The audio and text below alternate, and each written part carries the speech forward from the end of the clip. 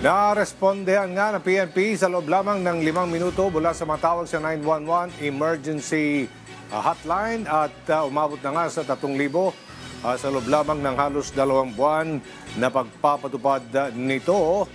At may karagdagang detalye si Ryan Lisiges sa sentro ng balita. Ryan?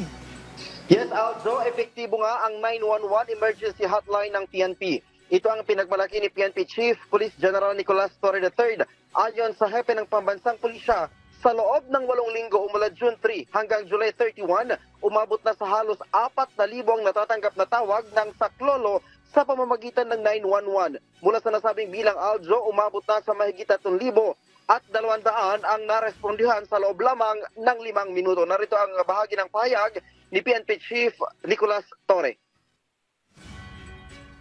Sa panahong ito, marami tayong narespondihang insidente gaya ng pamamaril, aksidente sa kalsada, pananaksak, mga pangailang medikal at hanggang pagpapatiwakal.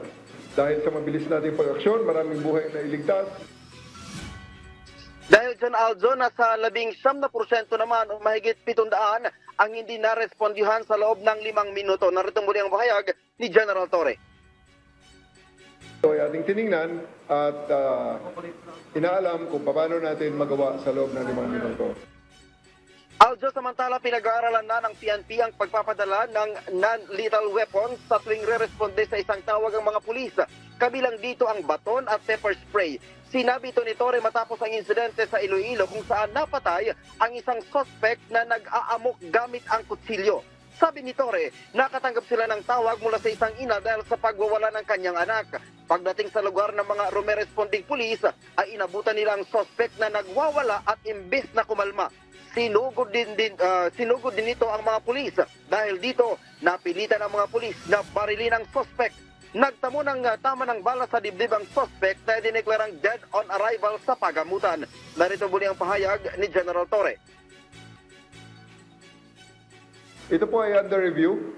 Tanggap po natin yan. Yan ay pwedeng ma-question. Pero sa ngayon, ang ating mga nire-review ay ang ating tinitingnan ay may regularity ang ating pulis. Aljo, tuloy pa ang isinasagawang investigasyon ng mga pulis sa insidente, partikular na kung may lapses sa ginawa ng pulis. Yan na muna pinakuling update mula dito sa Campo Crame. Balik sa iyo, Aljo. Maraming salamat, Ryan Lisiges.